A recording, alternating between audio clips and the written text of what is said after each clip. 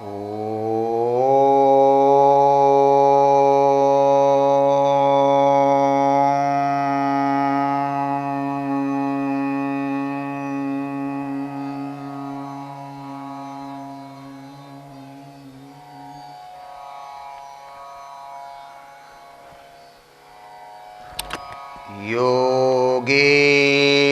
ಚಿತ್ತಸ್ಯ ಪದೇನ ವಾಚಾ ಮಲಂ ಶರೀರಸ್ಯ ಚ ವೈದ್ಯಕೇನ ಯೋಪಾಕರೋತಂ ಪ್ರವರಂ ಮುನೇನ ಪತಂಜಲಿಂ ಪ್ರಾಂಜಲಿರಾನತೋಸ್ಮಿ.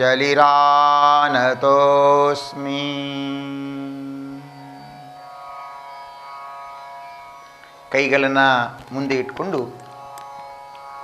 ಶ್ರೀ ಗುರು ಚರಣಾರವಿಂದದಲ್ಲಿ ಶರಣಾಗತ ಭಾವದಿಂದ ಪ್ರಾರ್ಥನೆ ಮಾಡಿಕೊಳ್ಳೋಣ. ಹಣೆಯನ್ನು ನೆಲಕ್ಕೆ ತಾಗಿಸಿ ಗುರುಗಳಿಗೆ ಗುರುವಂದನವನ್ನು ಮಾಡೋಣ.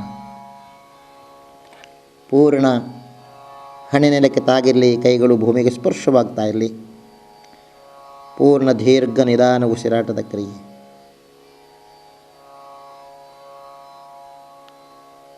ನಿಧಾನಕ್ಕೆ ವಾಪಸ್.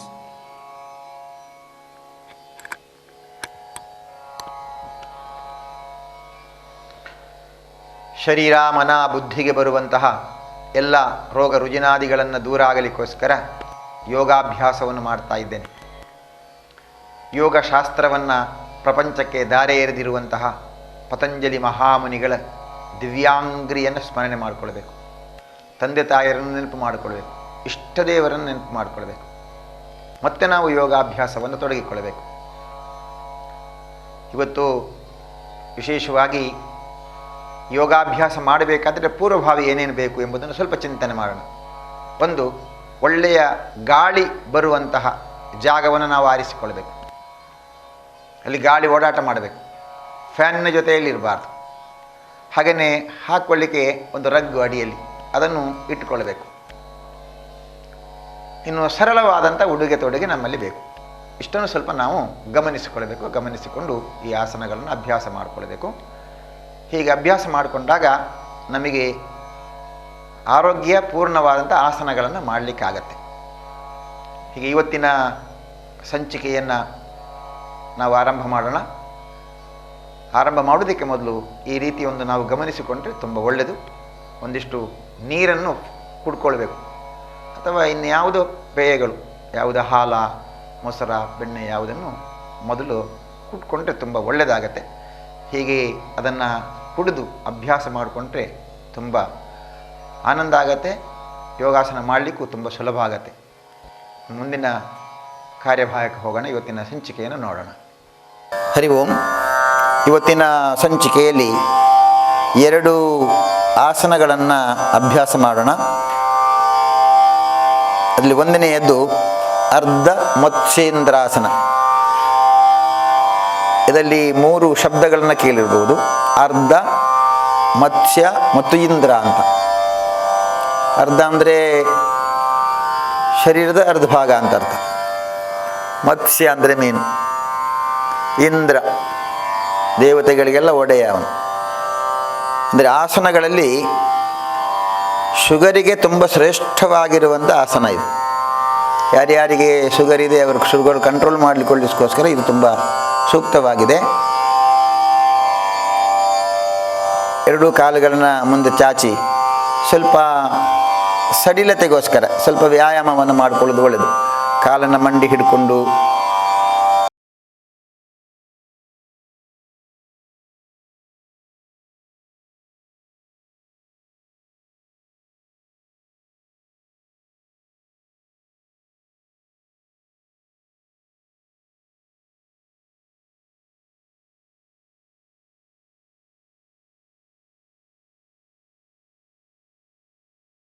ಶರೀರವನ್ನು ತಿರುಗಿಸುವುದರಿಂದ ಹೆಚ್ಚು ಈ ಆಸನವನ್ನು ಮಾಡಲಿಕ್ಕೆ ಸುಲಭವಾಗಿ ಸಾಮರ್ಥ್ಯವನ್ನು ಗಳಿಸಿಕೊಳ್ಳಬಹುದು.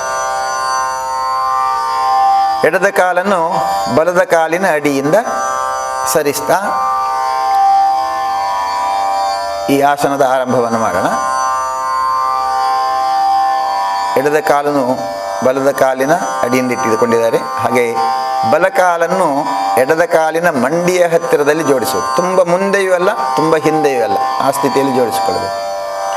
ಇನ್ನು ಸೊಂಟವನ್ನು ಎತ್ತಿ ಕೈಯನ್ನು ಲಾಕ್ ಮಾಡಿಕೊಳ್ಬೇಕು. ಯಾವ ಕಾಲಿಗೆ ಲಾಕ್ ಮಾಡಿದ್ದೇವೆ ಅದೇ ಕಾಲನ್ನು ಕೈಯಿಂದ ಹಿಡ್ಕೊಳ್ಳೋದು.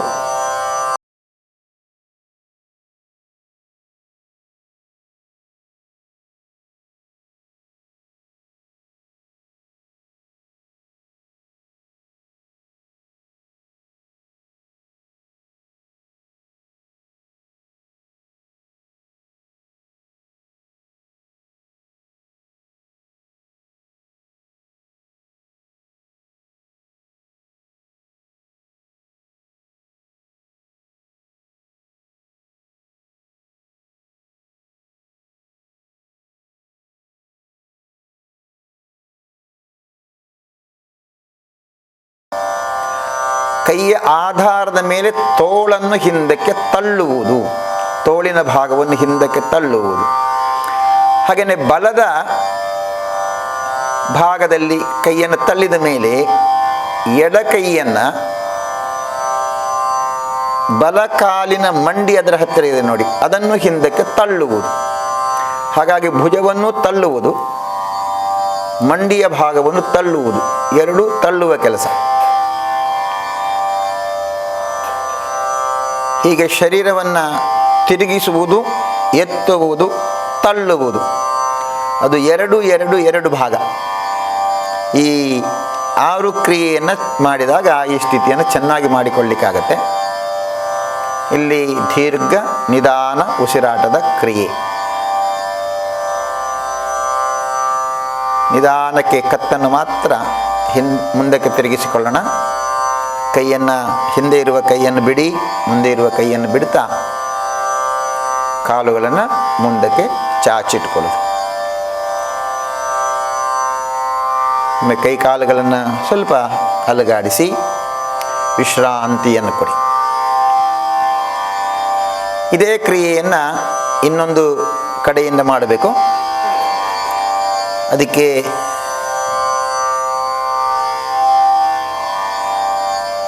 ಪೂರ್ವ ತಯಾರಿಯ ಅವಶ್ಯಕತೆ ಇಲ್ಲ. ಇನ್ನೊಂದು ಭಾಗದ ಕ್ರಿಯೆಯನ್ನು ಮಾಡೋಣ. ಆಗ ಎಡಕಾಲಿನಿಂದ ಆರಂಭ ಮಾಡಿದ್ದೇವೆ, ಈಗ ಬಲಕಾಲಿನಿಂದ. ಎಡಕಾಲು ಪಕ್ಕ, ಬಲ ಕೈಯನ್ನು ಸುತ್ತಿಸಿಕೊಳ್ಬೇಕು. ಯಾವ ಕಾಲು ನೇರವಾಗಿ ಇಟ್ಟುಕೊಂಡಿದ್ದೇವೆ ಅದರ ವಿರುದ್ಧ ದಿಕ್ಕಿನ ಕೈಯಿಂದ ಸುತ್ತಿಸುವುದು. ಕೈಯನ್ನು ಪೂರ್ಣ ಹಿಂದಕ್ಕಿಟ್ಟು ಬಿಟ್ಟು ಸೊಂಟದಿಂದ ಎತ್ತಿ ತಿರುಗಿಸುವುದು. ಪೂರ್ಣ ಸ್ಥಿತಿಯಲ್ಲಿ ದೀರ್ಘ ಉಸಿರಾಟದ ಕ್ರಿಯೆ, ದೀರ್ಘ ನಿಧಾನ ಉಸಿರಾಟದ ಕ್ರಿಯೆ. ನಿಧಾನವಾಗಿ ಮತ್ತೆ ವಾಪಸ್ ಕತ್ತು ತಿರುಗಿಸಿಕೊಳ್ಳೋಣ. ಕೈಗಳನ್ನ ವಾಪಸ್ ತನ್ನಿ, ಕೈಯನ್ನು ಬಿಡಿ. ಒಂದು ಕಾಲು ಮುಂದೆ, ಇನ್ನೊಂದು ಕಾಲು ಮುಂದೆ. ದೀರ್ಘ ನಿಧಾನ ಉಸಿರಾಟದ ಕ್ರಿಯೆಯನ್ನು ಮಾಡೋಣ.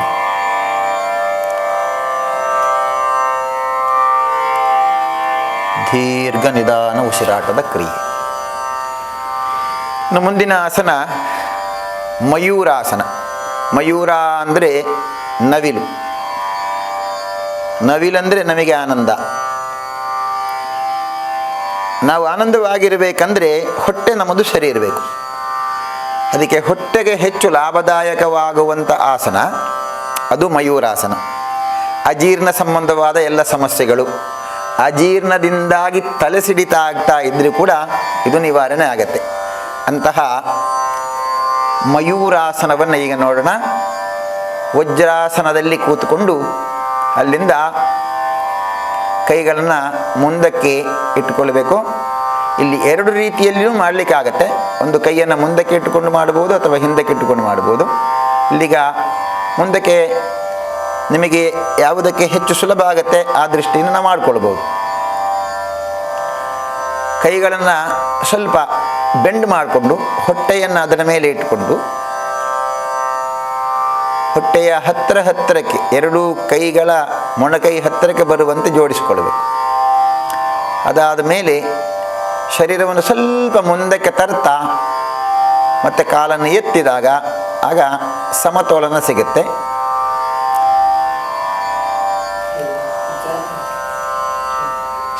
ಶರ್ಟ್ ಜಾರ್ತದಲ್ಲ,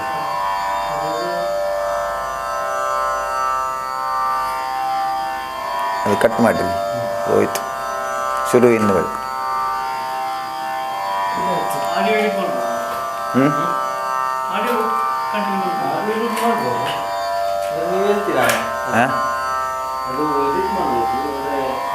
ಬೇಡ, ಅದು ಶುರುವಿಂದಲೂ ಆಗಲಿ, ಅದು ಪೂರ್ಣ ತೆಗಿರಿ, ಅದು ಬೇಡ.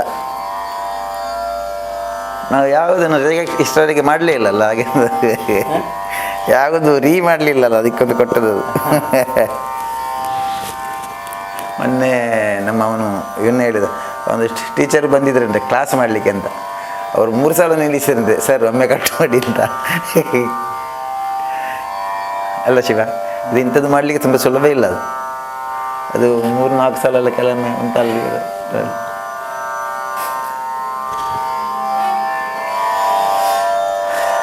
ಎಲ್ಲ ಏನು ಮಾಡೋದು ಶಿವ?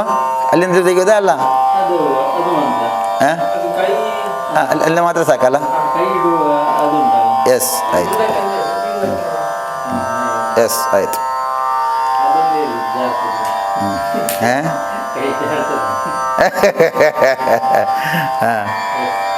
ನಾನು ಹೇಳ್ಬೇಕು ಅದು ಕೈ ಜಾರ್ತದೆ ಅಂತ.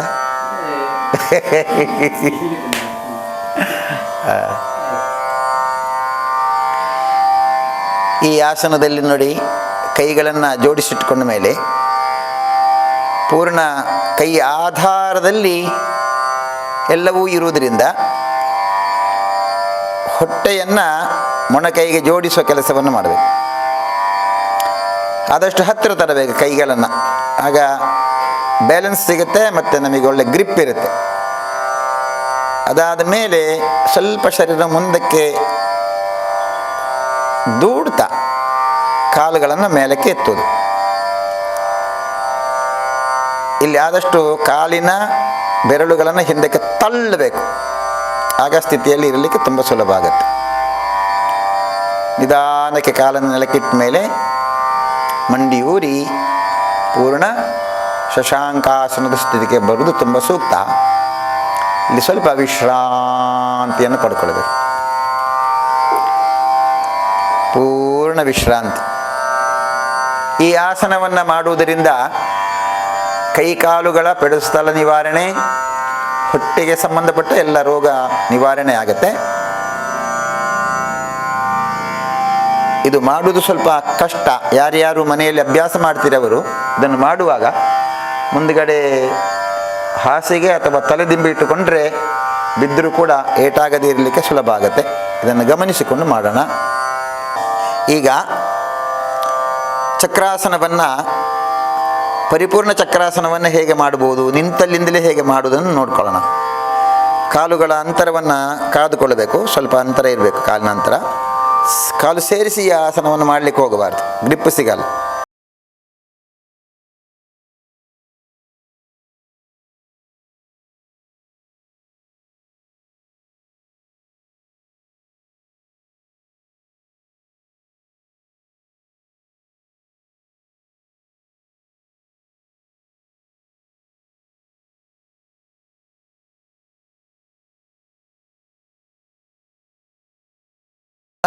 ಹತ್ತಿರ ಮಾಡಿಕೊಂಡು ಮುಂದಕ್ಕೆ ಬಂದಿದ್ದಾರೆ. ಇದನ್ನು ಗಮನಿಸಿಕೊಂಡು ಮೇಲಿನಿಂದ ಮಾಡೋದನ್ನು ಅಭ್ಯಾಸ ಮಾಡಿಕೊಳ್ಳೋಣ. ವಿಶೇಷವಾಗಿ ಯಾರು ನಿಂತು ಚಕ್ರಾಸನ ಮಾಡ್ತಾ ಇದ್ದೀರಿ ಮನೆಯಲ್ಲಿ, ಅವರು ಹಾಸಿಗೆಯ ಮೇಲೆ ಅಭ್ಯಾಸ ಮಾಡಿ. ಎಲ್ಲಿಯಾದರೂ ಬಿದ್ದರೂ ಕೂಡ ತಲೆಗೆ ಏನು ಏಟಾಗಲ್ಲ. ಇದಕ್ಕೆ ಹಾಸಿಗೆಯ ಮೇಲೆ ನಿಂತು ಅಭ್ಯಾಸ ಮಾಡಿ ಮತ್ತೆ ಬೇರೆ ಕಡೆಯಲ್ಲಿ ಮಾಡೋದು ತುಂಬ ಸೂಕ್ತ. ಆರೋಗ್ಯದ ದೃಷ್ಟಿಯಿಂದಲೂ ನಮ್ಮ ರಕ್ಷಣೆಯ ದೃಷ್ಟಿಯಿಂದಲೂ ಎರಡೂ ಒಳ್ಳೆಯದಾಗುತ್ತೆ. ಮತ್ತು ಮುಂದಿನ ಸಂಚಿಕೆಯಲ್ಲಿ ಭೇಟಿಯಾಗೋಣ. ನಮಸ್ತೆ.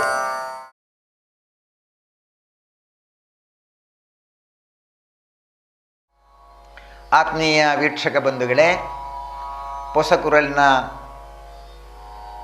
ಈ ಚಾನಲ್ನ ಒಳಗಡೆ ಬರ್ತಾ ಇರುವಂತಹ ಯೋಗಾಸನ ಅದು ನಿಮ್ಮ ಜೀವನಕ್ಕೆ ಹೊಸ ದಿಕ್ಕನ್ನು ಕೊಡಲಿ. ಕೊರೋನಾದ ಈ ಮಹಾಮಾರಿ ಜಗತ್ತನ್ನು ತಲ್ಲಣಗೊಳಿಸ್ತಾ ಇರುವಂತಹ ಸಂದರ್ಭದಲ್ಲಿ ಮನೆಯಲ್ಲೇ ಇದ್ದು ಮನೆ ಮಂದಿಯೆಲ್ಲ ಒಟ್ಟಿಗೆ ಕೂತ್ಕೊಂಡು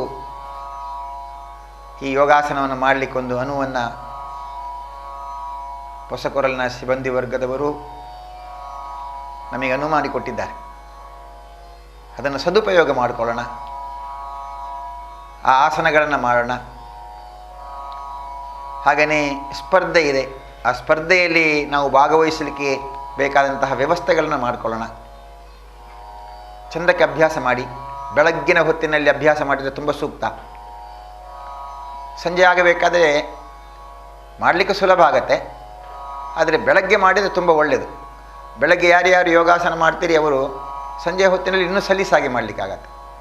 ಹಾಗೆ ಯಾರ್ಯಾರು ಸ್ಪರ್ಧೆಯಲ್ಲಿ ಭಾಗವಹಿಸಬೇಕು ಅಂತ ಯೋಚನೆ ಮಾಡಿದರೆ ಅವರು ಬೆಳಗ್ಗೆ ಒಂದು 3 ಗಂಟೆಗೆ ಎದ್ದು ಸ್ವಲ್ಪ ಸ್ನಾನ ಗಿನ ಎಲ್ಲ ಮಾಡಿದರೆ ತುಂಬ ಒಳ್ಳೆಯದು. ಇಲ್ಲಾಂದರೆ ಆಮೇಲೆ ಮಾಡಲಿಕ್ಕಾಗತ್ತೆ. ಒಂದು 5 ಗಂಟೆಯ ಒಳಗಡೆ ಆಸನಗಳನ್ನ ಮಾಡಿಕೊಂಡ್ರೆ ತುಂಬ ಒಳ್ಳೆಯದಾಗತ್ತೆ. ಹಾಗೆ ಆ ಹೊತ್ತಿನಲ್ಲಿ ಆಸನಗಳ ಅಭ್ಯಾಸ ಮಾಡಿಕೊಳ್ಳೋಣ. ಇನ್ನು ಅಡಿಗೆ ಹಾಕಿಕೊಳ್ಳಿಕ್ಕೆ ಒಂದು ರಗ್ಗು ಅದನ್ನು ಇಟ್ಕೊಳ್ಬೇಕು. ಒಳ್ಳೆಯ ಗಾಳಿ ಬೆಳಕು ಓಡಾಟ ಮಾಡುವಂತಹ ಜಾಗದಲ್ಲಿ ನಾವು ಆಸನಗಳದ ಅಭ್ಯಾಸವನ್ನು ಮಾಡಿಕೊಳ್ಬೇಕು. ಇನ್ನು ಸರಳವಾದ ಉಡುಗೆ ತೊಡುಗೆ, ತುಂಬ ಬಟ್ಟೆ ಬರೆಗಳನ್ನು ಹಾಕ್ಕೊಳ್ಬಾರ್ದು.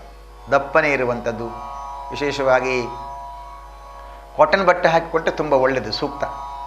ಈ ರೀತಿ ಯೋಚನೆ ಮಾಡಿಕೊಂಡು ನಾವು ಯೋಗಾಸನವನ್ನು ಮಾಡಿದಾಗ ಆಗ ತುಂಬ ಚೆನ್ನಾಗಿ ಆಗುತ್ತೆ, ನಮಗೆ ಮಾಡಲಿಕ್ಕೋಸ್ಕರನೂ ಸುಲಭ ಆಗುತ್ತೆ. ಈ ದೃಷ್ಟಿಯಿಂದ ಅದನ್ನು ಅಭ್ಯಾಸ ಮಾಡಿಕೊಳ್ಳೋಣ. ಹೀಗೆ ಪ್ರಾರ್ಥನೆಯೊಂದಿಗೆ ಮುಕ್ತಾಯ ಮಾಡೋಣ.